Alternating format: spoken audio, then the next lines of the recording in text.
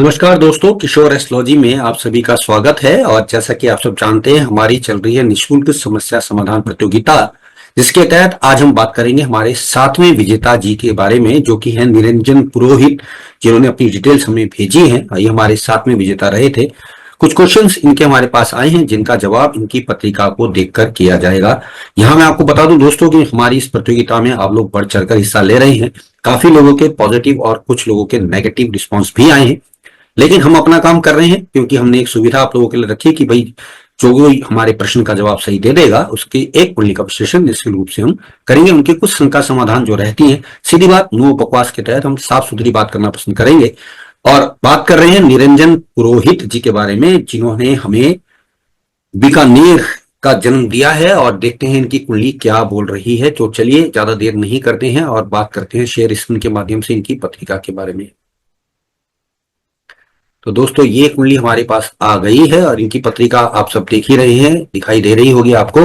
13 दिसंबर 2001 का जन्म इनका है। 14:48 यानी दोपहर के 2:48 बीकानेर का जन्म इन्होंने हमसे कहा है। और इन्होंने लिखा है कि बीएससी बीएड कर चुका हूं, वर्तमान में एमएससी कर रहा हूं।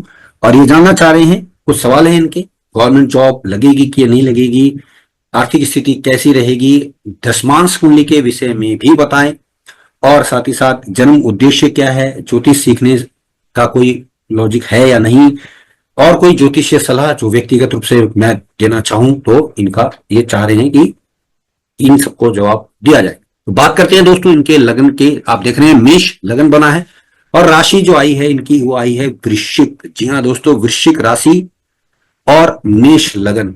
अब लग्नेश की बात करें, लग्नेश एकादश भाव में गया है, यानी कि जैसे जैसे उम्र बढ़ेगी दुनिया इनको तरक्की करता हुआ देखेगी। उपचय भाव में लग्नेश का जाना एक अच्छी स्थिति बनती है। और यहां पर एक बात और बता दूं कि इस लग्नेश पर शनि की दृष्टि भी है। जी हाँ दोस्तों, शनि है कर्मेश। अब यहां पर भी शनि और मंगल का कनेक्शन आ गया है, तो कहीं ना कहीं रक्त संबंधी परेशानी रहेगी, हेल्थ में दिक्कत, कैरियर में भी थोड़ी बहुत परेशानी रहेगी। और मंगल और शनि का दूसरे भाव से संबंध बन जाना ये थोड़ा सा निराशाजनक संबंध है। वाणी में कठोरता या वाणी में कुछ ऐसा तत्व आ जाता है जो कि सामने वाले को रिस्पेक्टिवली बात नहीं करते, सीधे शब्दों में बात कह देते हैं, जिससे थोड़ी बहुत दिक्कत परेशानी बन जाती है। वैसे भी सेकंड हाउस अगर आप देख रहे हैं, दूसरा भाव, वहां पर शुक्र, सूर्य, चंद्र, शनि और मंगल का प्रभाव है। कुल मिलाकर पाप ग्रहों का प्रभाव ज्यादा है। वाणी पर दोस्त नियंत्रण रखेंगे, बहुत अच्छा रहेगा। जितना कम बोलेंगे उतना अच्छा रहेगा। और एक बात और ध्यान रखिएगा कि शनि इस भाव में बैठकर हमेशा परेशान चेहरा नजर आना चाहिए, ऐसा बताते हैं। लग्नेश की स्थिति तो बढ़िया है, लेकिन कर्मेश ने उनको देख लिया है, तो अब कामों में दिक्कत परेशानी रहेगी और हेल्थ में भी थोड़ी बहुत दिक्कत यहां पर रहने वाली है। सुझाव के तौर पर आपके लिए एक अच्छा सा सुझाव ये रहेगा कि दूध का तिलक माथे पर रोजाना या नित्य लगाएं, अच्छा रहेगा। अब बात करते हैं दूसरे भाव का। जैसे मैंने बता दिया, मालिक है शुक्र और शुक्र अपने घर को देख रहा है, तो धन योग के लिए तो ये बेहतरीन कुंडली बन गई। और शनि लाभ के मालिकों के लाभ को भी देख रहे हैं, तो धन योग की ये भी एक बेहतरीन कुंडली तो बनी हुई है।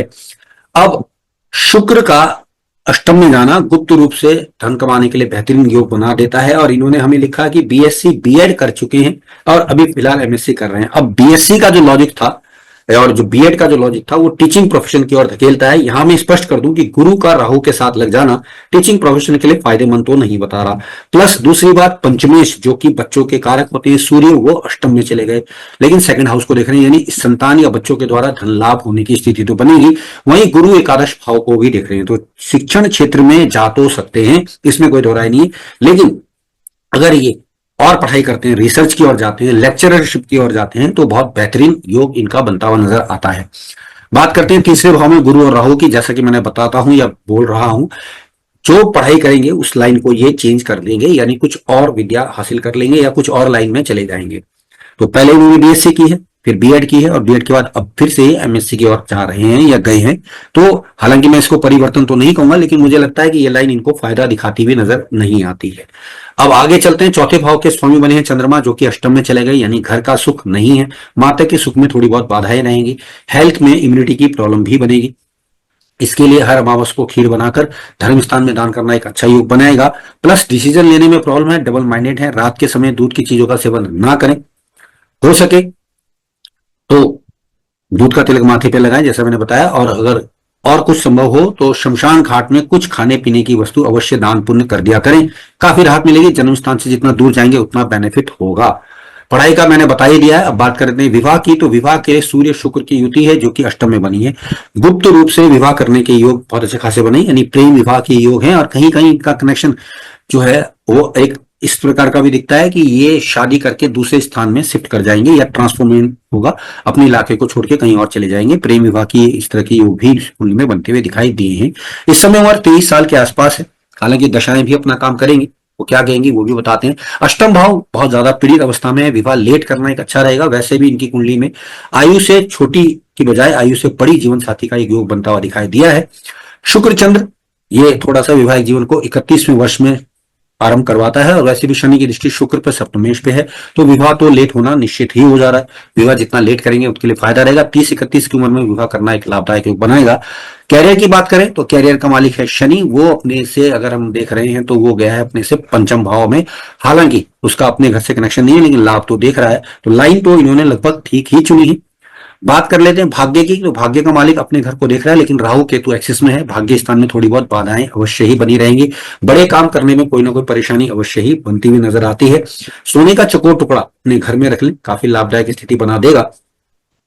अब इनके क्वेश्चंस के जवाब दे देते हैं जो इन्होंने हमसे किए हैं। इन्होंने पूछा है गवर्नमेंट जॉब होगा या नहीं, और क्या फिजिक्स में CSIR नेट की तैयारी करनी चाहिए। तो जैसा इसका जवाब मैं पूर्व में दे ही चुका हूं, मैंने इनको कहा है कि इनको आगे PhD की तरफ बढ़ना चाहिए या रिसर्च की ओर बढ़ना चाहिए, और नेट परीक्षा की तैयारी करें तो अच्छा रहेगा, क्योंकि संतान से तो फायदा दिखता ही है, बच्चों के द्वारा भी धन लाभ होने की संभावनाएं हैं, और क्योंकि लाइन चेंज भी होगी अगर बात करें तो अगर उसमें जाते हैं तो बेहतर रहेगा। प्रोवाइडेड की मैं इनकी दशा भी देख लेता हूं। दशा बुध की चल रही है दोस्तों, और बुध में भी अगर हम थोड़ा सा डीप जाते हैं तो बुध में गुरु का प्रभाव जो कि 9वें घर से जुड़ा हुआ है 26 तक, हायर एजुकेशन की ओर जाना इनके लिए फायदेमंद रहेगा। और अगर उसमें मैं और डीप जाता हूं तो आज की तारीख में अगर हम देख रहे हैं तो वो शनि का प्रभाव चल रहा है, कहीं ना कहीं धन को लेकर थोड़ा बहुत तनाव मानसिक चल रहा है। अब वही शनि गोचर में लाभ स्थान में है जो कि राशि से चतुर्थ गोचर कर रहे हैं, तो स्थान परिवर्तन की संभावनाएं भी बनती हुई दिखाई दी हैं 1 जनवरी 2025 तक। 24 अगस्त 2024 से योग बनता हुआ इनका दिखाई दिया है। तो बात करते हैं इनके फिजिक्स के CSI नेट की तैयारी के लिए अच्छा रहेगा। सरकारी नौकरी की संभावनाएं अगर मेरे से राय लेंगे तो मेरे अकॉर्डिंग थोड़ी सी कम नजर आती है, क्योंकि बुध की दशा 29 तक चलेगी और उसके बाद केतु की महादशा आएगी, और केतु भी इनको सपोर्ट में नजर, सरकारी योग्य देता हुआ नजर तो नहीं आ रहा है। बात करें दशमांश कुंडली की, तो दशमांश कुंडली में अगर मैं दिख रहा हूं तो दशमांश कुंडली का जो मालिक बनता है वो बनता है सूर्य, हालांकि उच्च का होकर लग्नेश होकर बैठा है, लेकिन जन्म कुंडली का जो लग्नेश है मंगल वो दसम हाउस में बैठ गया है, जो कि फिजिक्स के लिए बहुत अच्छी एक स्थिति बता रहा है। वहीं अगर हम बात कर रहे हैं गुरु की, तो गुरु को अगर मैं देखूं तो वो अपनी राशि में बैठकर एकादश भाव में शनि के द्वारा दृष्ट है, जो कि इनकी कुंडली में इनका लाभ प्लस कर्म का भी मालिक है। तो कुल मिलाकर शिक्षण व्यवसाय इनके लिए मेरे को ज्यादा अच्छा नजर आया है।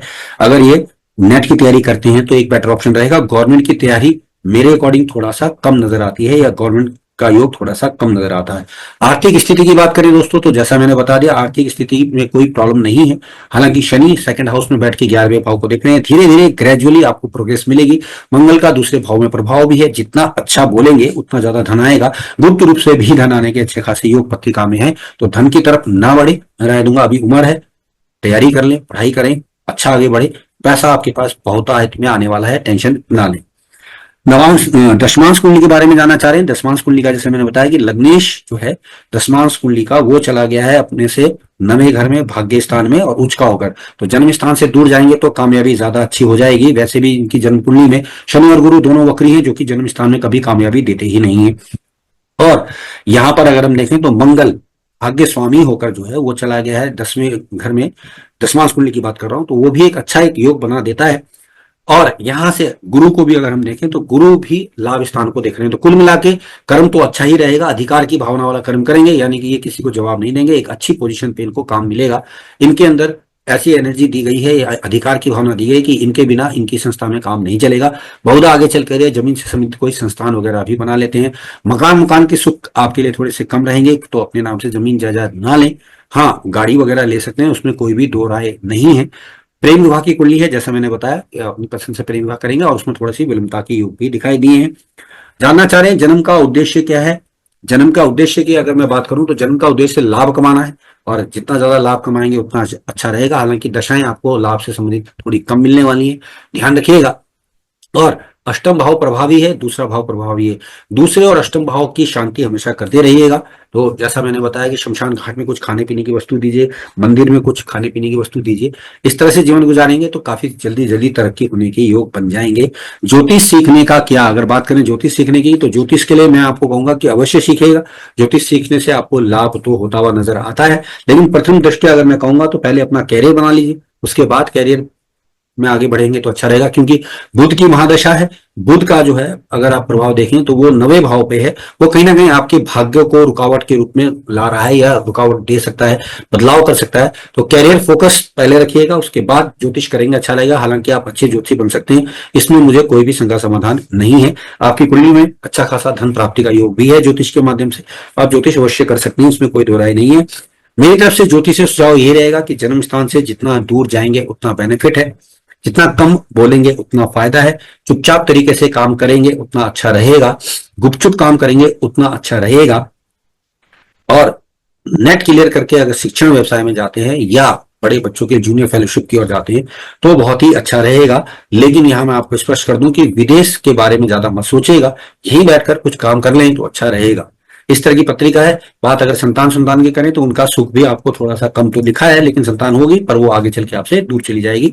इस तरीके की पत्रिका हमें ये नजर आई है। और ये मैं बार बार बता दूं दोस्तों कि ये हमारा अपना प्रैक्टिकल तरीका है ज्योतिष को समझने का, देखने का।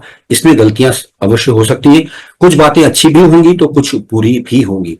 तो दोस्तों ये था निरंजन पुरोहित जी, जो कि हमारे 7वें विजेता थे, उनकी कुंडली का विश्लेषण। और यदि आप लोगों ने हमारा चैनल सब्सक्राइब नहीं किया है तो चैनल सब्सक्राइब कर लीजिएगा और उसमें दी गई एक प्रतियोगिता में भाग लीजिए। क्या पता अगले विजेता आप हों और आपकी कुंडली का निःशुल्क समस्या समाधान सीधे सरल शब्दों में हम यहाँ पर दे सकें। आज के लिए दोस्तों इतना ही। आप सबने मुझे सुना, आप सबका धन्यवाद। नमस्कार।